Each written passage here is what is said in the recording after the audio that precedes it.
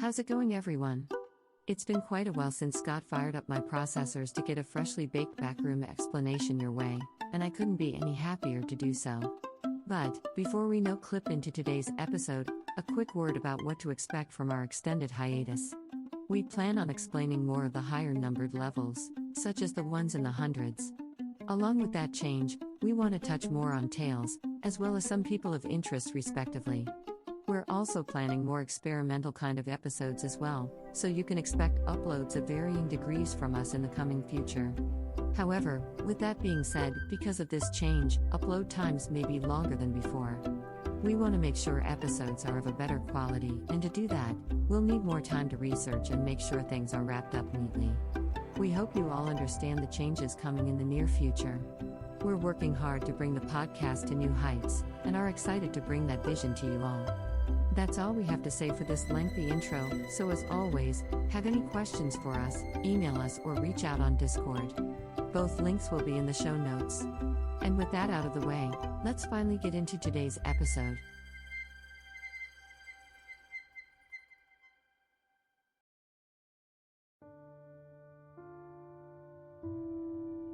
Hello everyone, and welcome back to the Traveler's Guide to the Backrooms, where we try to go over and explain the lore of the many levels and entities within.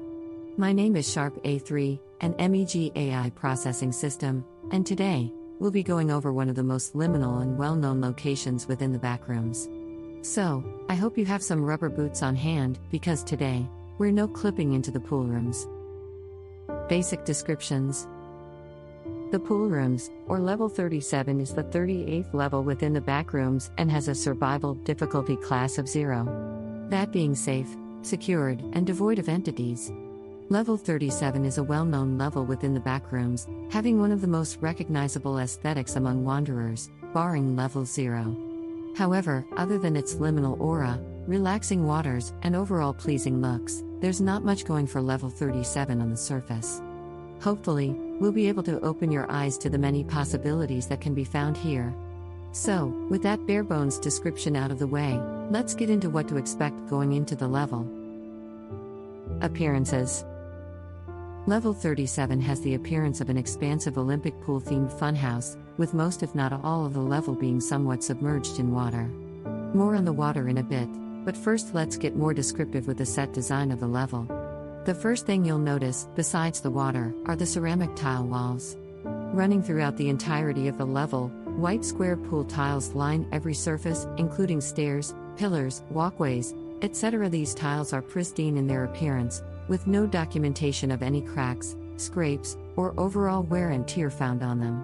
It's unknown if this means the surfaces of Level 37 can't be damaged by outside forces, such as with weaponry, but with no documents going over that aspect, it's hard for us to know for certain. When it comes to the size of Level 37, it's not stated how large it may span. So as a safe rule of thumb, we're gonna operate off the notion of it being infinite in size. As you travel throughout the level, you'll begin to notice the strange and varied ways rooms take here. Going from being the size of small closets to large open areas, which we'll continue to call rooms for simplicity's sake. These rooms connect in weird and illogical ways. Be it random drops into other rooms, to elaborate stairways into them. Now, when it comes to the lighting, it's unknown where the source of the light originates, as there is no documentation on it. However, what is known about it is that the light is cast at strange angles throughout the level, giving many parts of the level an eerie vibe to its scenery. Although Level 37 has lights throughout it, there are many parts of the level cast in overwhelming darkness, so it's best to bring a flashlight if you're planning to visit the level. Now let's talk about the prominent aspect of the Poolrooms, the water itself. Throughout the entirety of Level 37, a bluish-green colored lukewarm water can be found. Because of this, wearing water-treading clothing would aid you greatly while traversing the level. What's strange about the water is the contents of it. While researching the water, it's been documented that it has a considerable amount of magnesium sulfate compounds within it. For those not in the know, magnesium sulfates are commonly in use in Epsom salts. Unknown compounds have also been found within the waters of Level 37, but even with exclusive studies on the matter, we're still no closer to figuring out their properties. Luckily, they haven't proved to be harmful when soaked onto the skin, though we advise not to ingest the substance. Not just because of the unknown compounds within the water, but also the large amount of Epsom salts found within it as well. Most likely inducing vomiting, mild to severe stomach aches, and diarrhea. Not a great time to say the least. Rounding back to soaking in the water, as you could probably tell by what makes up the water, soaking in it can cause varying feelings of being calm and even tranquil while submerged in it. This property of the water makes it somewhat easier to traverse through. Combined with no external forces to cause concern towards the wanderer, the pool rooms may be one of the most relaxing levels to travel through. So take your time and enjoy the scenery and vibe while you can. The last thing we'll speak on about the water in this section, appearance-wise, is the rippling effect on its surface that can be found throughout the level. The source of the rippling has yet to be discovered but is ever present within the pool rooms. The last thing we will touch on in the section is the noise that can be found within the level and its weird properties. Level 37 is rather quiet compared to other levels we've discussed before, though that doesn't mean it's completely void of any noise. Sounds within level 37 are normally muted by some unknown means, leaving wanderers having to speak much louder than they normally would to communicate with each other. But wait, it gets even stranger. When recording equipment is used, some recordings have perfect audio playback, but sometimes on rare occasions, recordings can barely be heard due to loud water flowing sounds. It's unknown where the sound originates or why this effect even happens, but from what we can tell, this mostly happens even when the water is calm, making the phenomena quite confusing to understand. Scavenging supplies. When it comes to scavenging, there isn't anything one would normally look to scavenge for within the backrooms. But that doesn't mean that level 37 doesn't have anything to offer. The best, and let's face it, the only thing that is found within the pool rooms of worth is the water itself. Now stay with us, because Scott wrote a bunch of big aqua caravanning scheme info into my code, but I'll try to give you the footnotes. So if one was so bold, creating a water caravan to transport the alleviating waters throughout the backrooms would be one way to make a living within here. Mostly packing and transporting it to major hubs or faction outposts. How would you do this?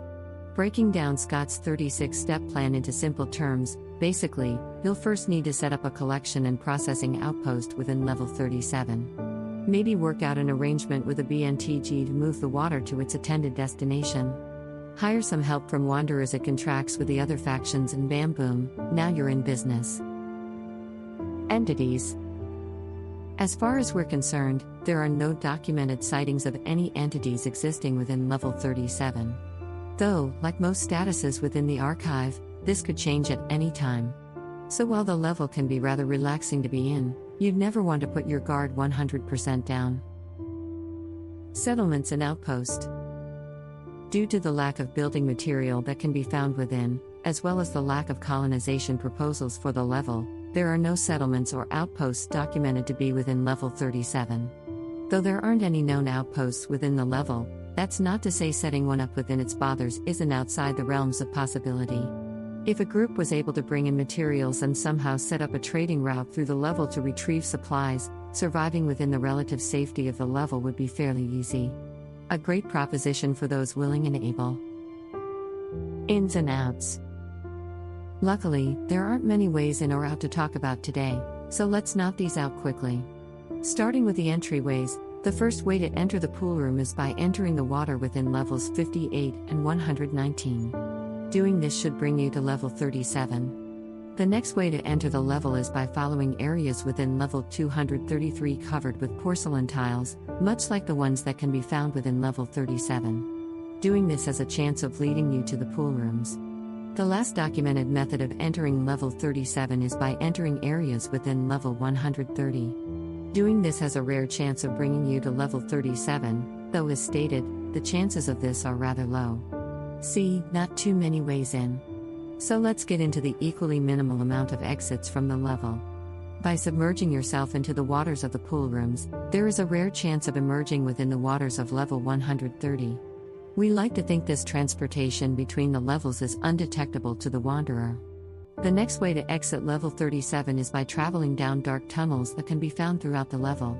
Doing this can lead wanderers to level 43. The last documented way of exiting the pool rooms is, strangely enough, by simply traveling through the level.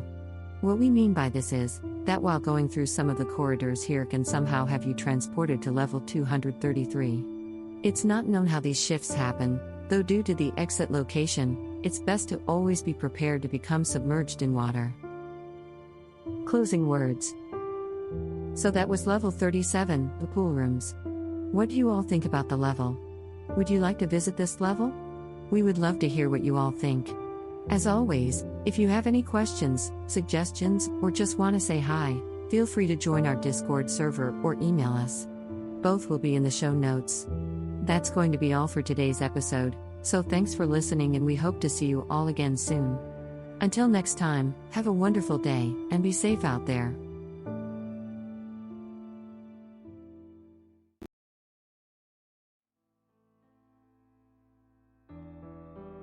I would like to say a very special thank you to our patrons over at Patreon. Starting with the Wanderers at the $1 level, we have Nathan Gear, Sushi Penguini, Shelby Girl Gaming, Ridiculous, My Friends Call Me PK, EVGBs, Coconut Cluster, and Brandon Briers. Next up are our Senior Explorers at the $8 level. Starting us off, there's Rachel, Manicord, Brandon Berry, and Cast the Cast Iron Crow. Thank you all for going that extra step to support us and what we do. It's greatly appreciated. That's gonna be all from us today, so as always, thank you all for listening, and have a wonderful day.